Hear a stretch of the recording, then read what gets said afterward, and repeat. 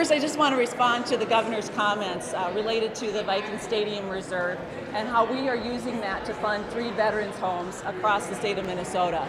I think the governor is missing an opportunity here to make sure that our vets are taken care of, who currently have to travel hundreds of miles to get the end-of-life care that they deserve after defending our freedom here in this country.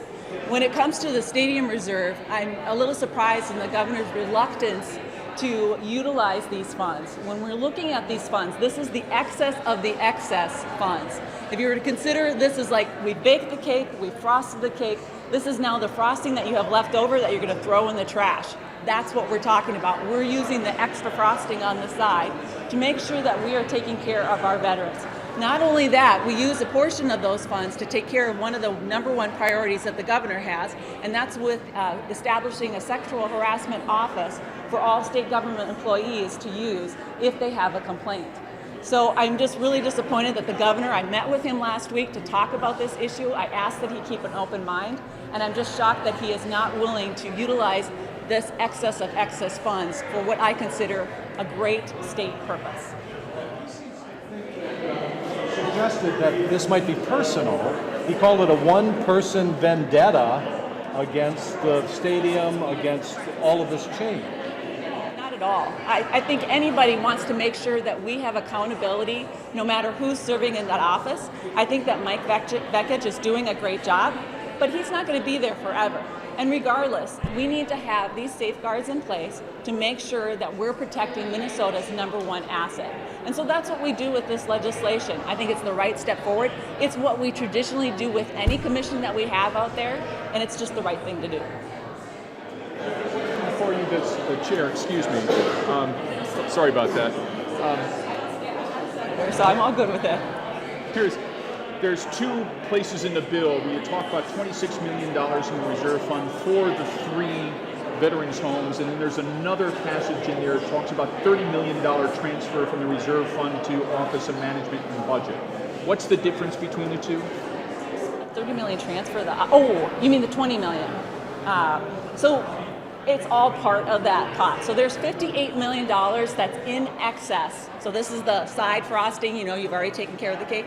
That's in excess. And those funds, this is what we're utilizing to go towards the veterans' homes and towards the sexual harassment office. The letter from the press yesterday says that it's a question of score settlement. For Human rights cuts. Oh, no, not at all. I mean, this is an office that we have looked at to determine, are they following what their purpose and their mission is? And we've sent about 5 letters to them.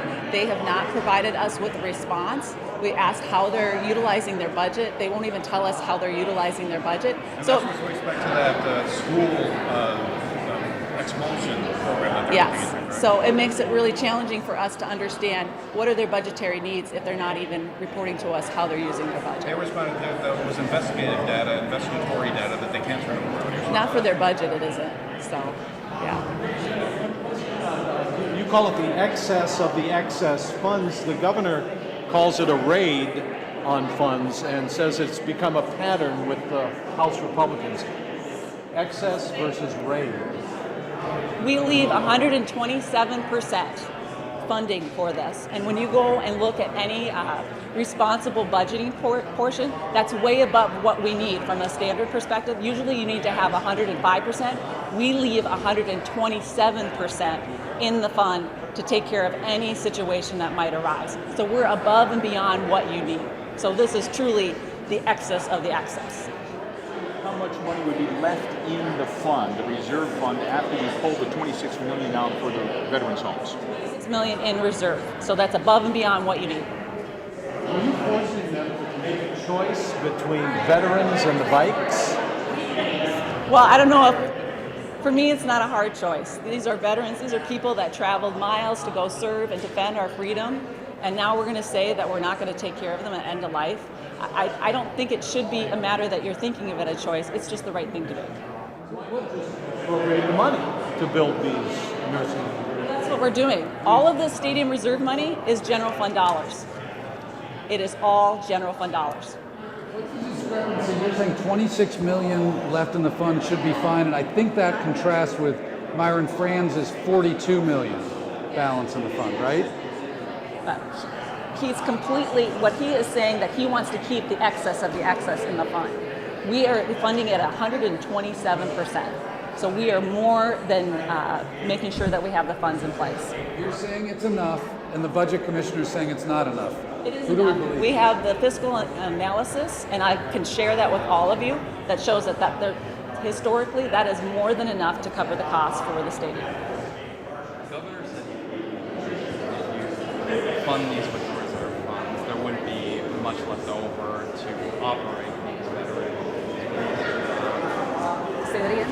That there wouldn't be money left over to operate the veterans homes. We have to get on the list for the feds. So the feds just put a huge infusion of dollars for the purpose of constructing new veteran homes. But in order for us to even get on the list, we have to show that we have a commitment to funding these homes from a construction standpoint. So once we say, okay, we have the funds available for construction, the feds come in and then they say, sorry, I'm a hand talker.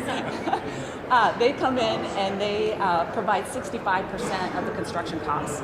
So when you're talking a bang for your buck, you can't get any better than that when the feds are willing to put in 65% of the construction costs for the state. So we really have a small portion of that, but we also need to show the federal government that we're willing to do that. And then beyond that, we're talking years. This is beyond the tails. This is the out biennium that we're looking at. That's where we would need to consider the operational side of it. But we still need to first get to the first base, and this will allow us to get to first base. Okay. Thanks, guys. Appreciate it.